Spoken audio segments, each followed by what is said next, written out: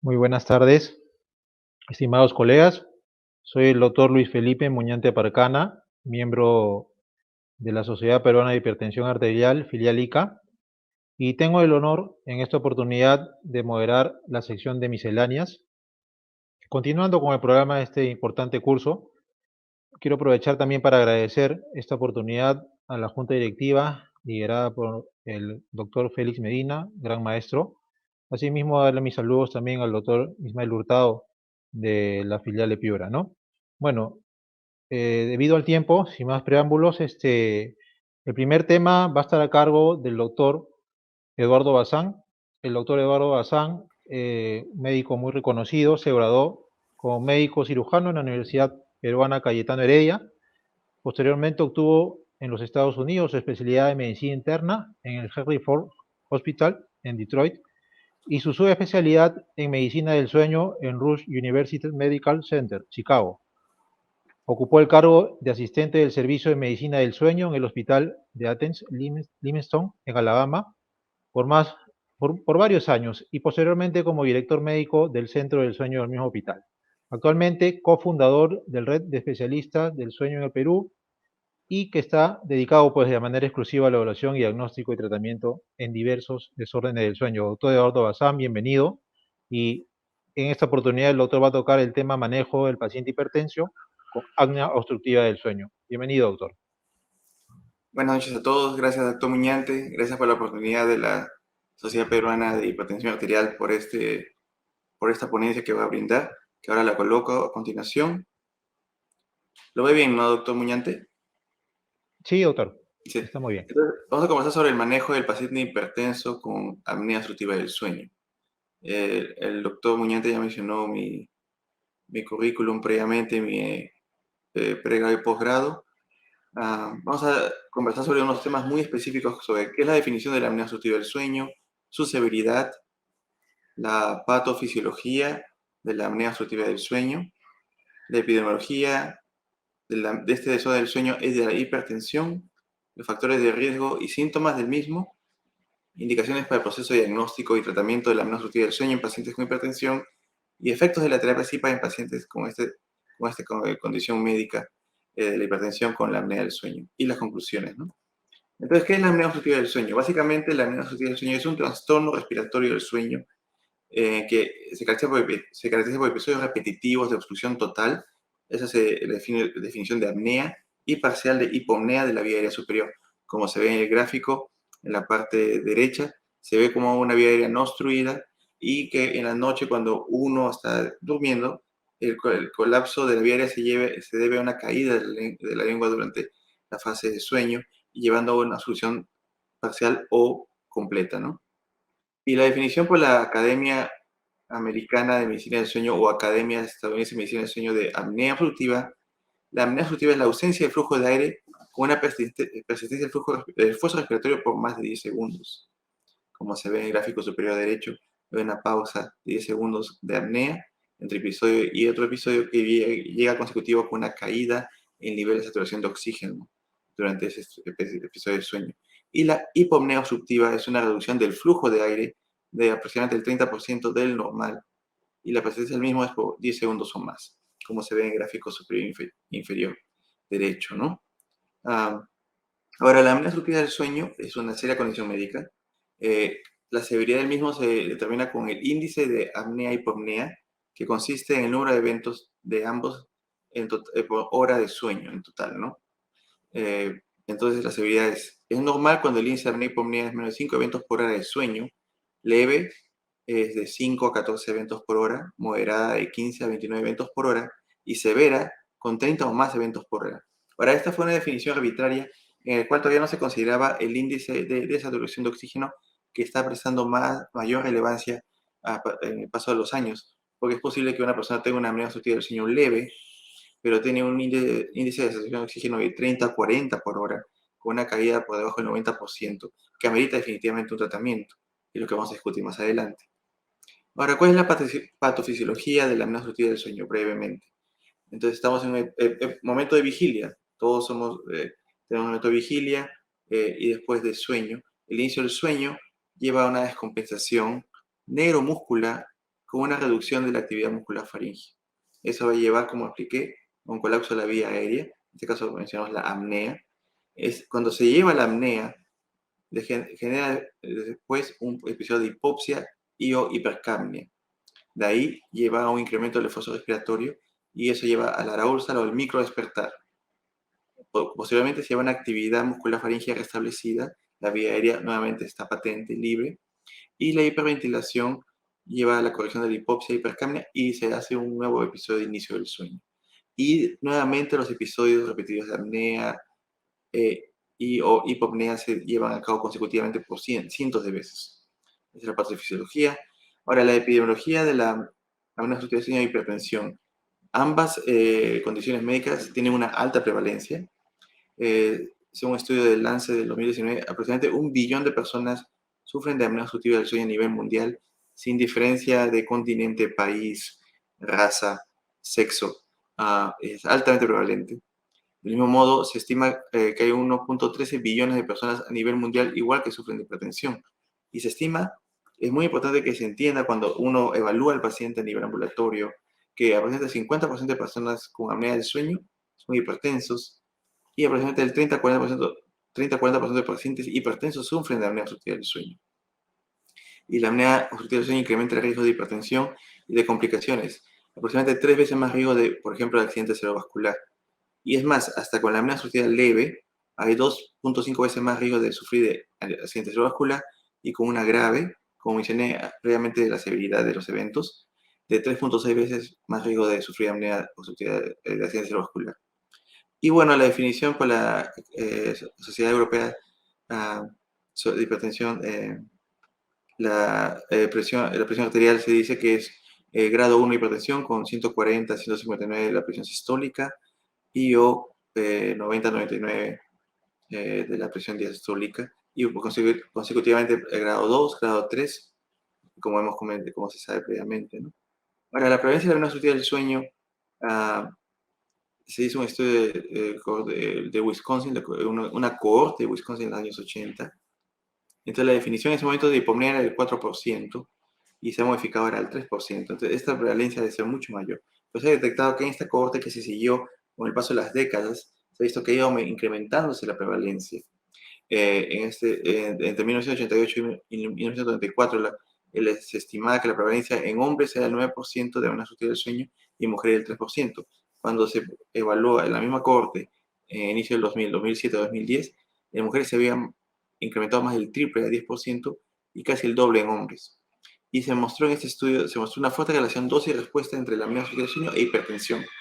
Y los pacientes con apnea obstructiva del sueño leve tenían 2 veces más riesgo de hipertensión sistémica comparado a los que no tenían o que tenían un índice de apnea y hipopnea ausente. Y los pacientes con un índice de apnea y hipopnea de 15 o más, o sea, moderada grave, eventos por tenían que ser el triple de riesgo, ¿no? ¿Y cuáles son los factores de riesgo para sufrir apnea obstructiva del sueño? Edad, género masculino, mujeres posmenopáusicas, sobrepeso, obesidad, etnicidad, hispanos, afroamericanos, asiáticos, obstrucción anatómica alveolar superior, problemas médicos, insuficiencia cardíaca, ACV, insuficiencia renal. Y los síntomas no son variados: sueño fragmentado, ronquido, somnolencia diurna, fatiga, insomnio, sensación de asfixia, ahogo durante el sueño, apneas observadas. Sin embargo, a pesar de todos esos signos y síntomas, aproximadamente 1 de 2 personas con apnea del sueño son asintomáticos. Y si vamos a Perú con la información previa, se ve que el riesgo está altamente prevalente en nuestra población. Se estima, según estos resultados de la encuesta demográfica y de salud familiar de 2020, casi el 40% de personas mayores de 15 años o más sufren al menos de una comorbilidad. Y se ve que el aumento del riesgo cardiovascular está en el 41.1%. Y si hablamos de obesidad, 24.6%. E hipertensión casi 22%, 21.7%. Es una población altamente en riesgo de apnea del sueño. Y la obesidad en la zona urbana es 26.9%, zona rural casi la mitad, 14.5, y por la edad va aumentando. La obesidad 34% en la población entre 40 y 49 años, y en la población de 50 a 50 años 35.7. Y si hablamos del grupo etario, si hablamos que también aumenta la edad, aumenta el riesgo de apnea del sueño, he visto que en los 40 años, desde 1972 hasta ahora, se ha casi duplicado la población mayor de 60 años, de 5.5 en hombres y 6.3% en mujeres en 1962 al 2021 de 12.5% en hombres y 13.5% en mujeres. Entonces, estamos estimando que más de 3 millones de peruanos están en una población de riesgo de apnea del sueño. Y como se dice que la población, uno de dos con apnea del sueño son asintomáticos, muchos cuestionarios, uno de ellos es el Stop Bank, que se usa bastante en otros países como Argentina, Colombia, España, Estados Unidos, que son preguntas específicas, variedades dicotómicas que determinan el riesgo de apnea del sueño, o un tamizaje, ronquido, sí o no severo, cansancio o somnolencia, observar que hay apneas o episodios de ahogo ahogo o asfixia mientras que uno duerme, presión arterial tenía en el pasado o actualmente, el índice de masa corporal de más de 35 kilogramos por metro cuadrado, de edad más de 50 años, circunferencia del cuello en mujeres 41 centímetros o más, varones 42 centímetros o más y ser del sexo masculino. Un riesgo bajo es de 0 a 2 preguntas positivas, el riesgo intermedio de 3 a 4 y riesgo alto de 5 o más. Y debe determinarse y hacerse un descarte de apnea del sueño en todas las personas que tengan un puntaje, un resultado de riesgo intermedio a alto. La escala de somnolencia de Ewell básicamente detecta somnolencia en condiciones específicas. Es un cuestionario con muy poca sensibilidad. Se creó en los 90 en Australia y realmente un puntaje normal que es menos de 10 no descarta la apnea del sueño. Entonces, y definitivamente no es un descarte. Y los estudios de sueño hay varios tipos. Una es la polisonografía y la otra es la poligrafía respiratoria. La polisonografía es la que conocemos, la prueba estándar para el diagnóstico de apnea del sueño. Son costos muy altos, necesita un personal entrenado, instalaciones, equipo de diagnóstico, ejecución, laboratorio del sueño. Los resultados, hay mayor tiempo de espera que la reacción del estudio del sueño y posibilidad de resultados inconclusos. Pero la poligrafía respiratoria se recomienda en personas con alta sospecha clínica de apnea del sueño no complicada. El costo es menos que una polisonografía, 3 o 4 veces menos costoso, se hace en el domicilio del paciente, es muy rápido, rápidamente se puede realizar la prueba a domicilio y la realización de la prueba con un personal especializado reduce significativamente el porcentaje de estudios inconclusos. ¿Y a quién debe tratarse con apnea del sueño? Los que tengan apnea moderada severa con o sin síntomas se trata. Apnea leve con o sin síntomas o comorbilidades también, somnolencia, fatiga, FA, ICC, hipertensión resistente. El tratamiento primario es el CPAP o la Positive Airway Pressure, como se dice en inglés, y los dispositivos intraorales, dispositivos de avance mandibular. Tratamiento secundario, básicamente también cambio de estilo de vida, baja de peso, terapia posicional, evitar el tabaco, alcohol, sedantes, implantación del equipo de estimulación del nervio hipogloso, que no está disponible en el país, pero hay cirugía de la vía aérea superior y cirugía bariátrica. Entonces, los mecanismos que la apnea del sueño lleva a hipertensión. Hay varios trastornos del sueño, no solo apnea del sueño, pero hay insomnio, parasomnias, trastorno circadiano, pero la apnea obstructiva del sueño lleva a una hipoxia intermitente, disfunción a nivel endotelial y la hipertensión arterial y que lleva a incremento de la movilidad y mortalidad cardiovascular. Como se ve ahí, la apnea obstructiva del sueño lleva constantemente a una estimulación de los quimiorreceptores con microdespertares o microarousals llevando a hipoxemia, y eso incrementa el estrés oxidativo, el proceso inflamatorio persistente, una actividad simpática constante, remitiendo la actividad parasimpática, incremento de la resistencia a insulina, incremento del sistema de renina angiotensina y disminución del óxido nítrico. Hay varios estudios que evalúan la relación entre la duración del sueño, determinantes de riesgo cardiovascular y eventos cardiovasculares. Sobre todo hablando de corta duración de sueño o mucha duración de sueño, menos de 7 horas a más de 9 horas. Ingesta calórica se incrementa, energía, el consumo se disminuye, obesidad aumenta en cualquiera de los dos, hipertensión arterial se incrementa en ambos, diabetes mellitus, frecuencia auricular, ACV, insuficiencia cardíaca, infarto de miocardio, eventos coronarios, toda la causa de muertes son significativos en estas cuando hay privación de sueño o aumento del sueño. Y específicamente en el cuadro, si se ve al lado derecho, la vena sutil del sueño, como mencioné, hay una fuerte asociación con el riesgo cardiovascular, así como asociación con los eventos cardiovasculares, como se ve a continuación. Entonces, en una persona con hipertensión arterial y las señales de alarma es una hipertensión nocturna, hipertensión resistente o un patrón no deeper de la hipertensión durante la noche que lleva a en personas con ronquido severo, constante, que se evidencie apneas o despertares por asfixia, ahogo, dolores de cabeza matutinos, somnolencia excesiva en la mañana o índice de masa corporal mayor de 35, se sospecha apnea del sueño y la evaluación se determinan los síntomas, se hacen los posibles factores agravantes, hipertensión pulmonar, FA, obesidad, trastornos neuromusculares, y de ahí se hace el examen físico focalizado, cuello, vía aérea, y se determina el estudio a seguir, estudio de polisonografía, que es en el laboratorio, o poligrafía respiratoria, que es o tipo 3, ¿no? Que es a domicilio. Y también tipo 2, que es un estudio avanzado, pero se hace sin atención de un profesional médico en el domicilio del paciente. Y cuando se confía en el diagnóstico con el estudio del sueño que se lleve poligrafía o polisonografía, se hace el cambio de estilo de vida, incrementar actividad física, cambios en la dieta, evitar ingesta de alcohol, cigarrillo. Los equipos, sobre todo los equipos CPAP o CPAP autoajustable o BIPAP, terapia posicional, en algunos casos puede ser también adecuado, o los equipos de avance mandibular, ¿no? Y la cirugía de vía superior o cirugía bariátrica.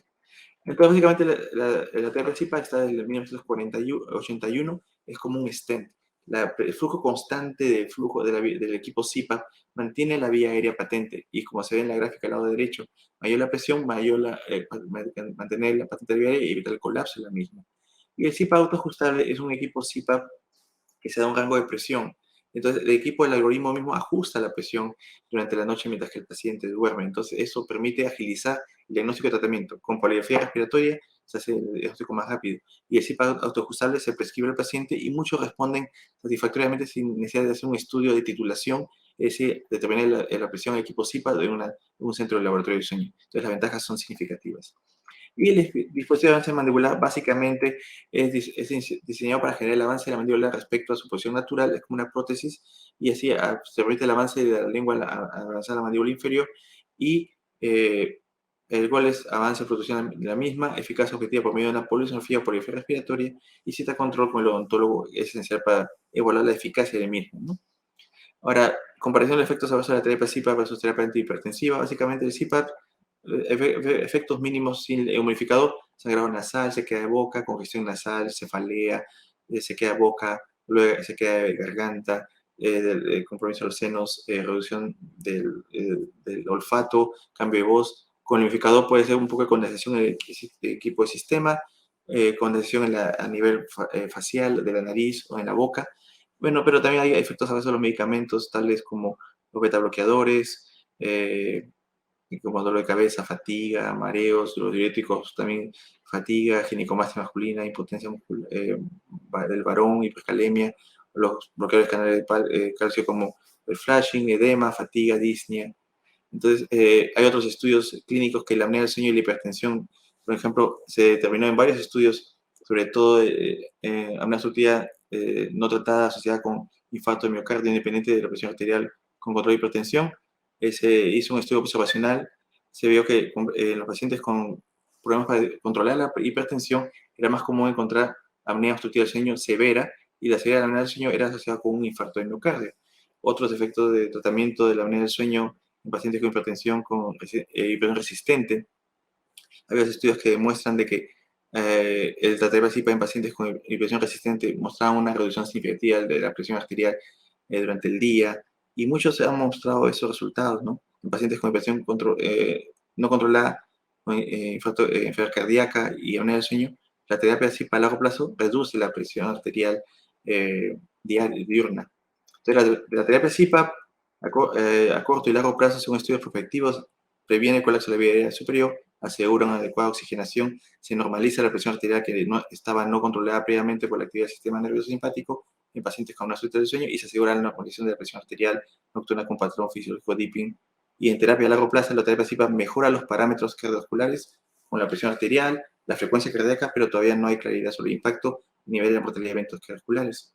Pero en este estudio, hay varios estudios que mostraron que el CPAP con 3 meses en terapia se reduce la presión sistólica arterial media de 141.5 más o menos 12.5 a 133.5 más o menos 9.7 solamente en la noche, y en la presión diastólica arterial en ambos, pero tanto en el día y en la noche. En pacientes con enfermedad coronaria y apnea del sueño hubo una reducción significativa en la presión arterial sistólica de 5.6 milímetros de mercurio y de la diastólica de 3 milímetros de mercurio. Y también hay otros como la terapia, una buena adherencia, y con la terapia CPAP y la presión arterial media de la mañana, hubo una reducción del PAM significativo así en los que eran buena adherencia de la CIPA comparado con los que no había adherencia. Y no solamente eso, también los síntomas, la somnolencia excesiva se redujo, el índice de apnea y hipopnea también se redujo significativamente cuando tenían buena adherencia de la CIPA, que se define como más de 4 horas por noche, el 70% de las noches en tratamiento. Y también algo muy importante es el índice de saturación de oxígeno. Mejoró con los pacientes con terapia, buena terapia CIPAP. En los que no hubo cambios significativos en la somnolencia, en los que no tenían terapia, pero se vio un empeoramiento, un incremento del índice de saturación de oxígeno que es muy significativo porque se ve que eso influye con hipoxemia y todo el cuadro de estrés oxidativo, como mencioné previamente. Y los costos también, uno puede mencionar, bueno, se trata del paciente o no, pero hay costos. Hay como 30.000 millones de dólares se gastan a nivel de comorbilidad de salud mental en un estudio de la Academia Americana de Medicina del año 2016, hipertensión, enfermedad coronaria, diabetes, asma, insomnio, depresión, ansiedad. Y se hizo un seguimiento de pacientes, más de 500 pacientes con CIPA por un año, y se vio que con respecto a la hipertensión hubo una mejoría significativa en un 19% al año y una mejoría leve del 22% en que implicaba también reducir los números de medicamentos que tomaban. En conclusión, la apnea obstructiva del sueño y la hipertensión tienen una alta prevalencia a nivel mundial, está documentado. La apnea obstructiva del sueño y la hipertensión frecuentemente coexisten, inclusive cuando la hipertensión no pudiera necesariamente ser una consecuencia de la apnea obstructiva del sueño, y debe tenerse una alta sospecha de apnea obstructiva del sueño en pacientes con hipertensión tanto nocturna, persistente o no DIPER. Y un tamizaje objetivo como el stop band es preferido por el alto porcentaje de pacientes, casi el 50% con apnea del sueño y sin síntomas, que con el EDWA, por ejemplo. Y las opciones de diagnóstico, polisonografía, que es el laboratorio, poligrafía respiratoria, que es a domicilio, actualmente están accesibles en el Perú, así como las de tratamiento en caso el paciente no pueda tolerar la terapia CIPAP, como dispositivos intraorales, cirugía bariátrica, cirugía de la vía aérea superior, en los casos apropiadamente indicados. La terapia CIPAP, además de resolver los síntomas del paciente, permite también normalizar la calidad del sueño, reducir el índice de apnea y hipopnea, el índice de saturación de oxígeno, y reducir las complicaciones médicas, incluyendo la hipertensión y otras condiciones cardiovasculares. Y la falta de diagnóstico y tratamiento oportuno de la apnea del sueño lleva, como mostré en la última slide previamente, un mayor consumo de los recursos en el sistema de salud. Muchas gracias. Y acá están nuestros contactos, cualquier duda que pudieran tener, ¿no? Gracias.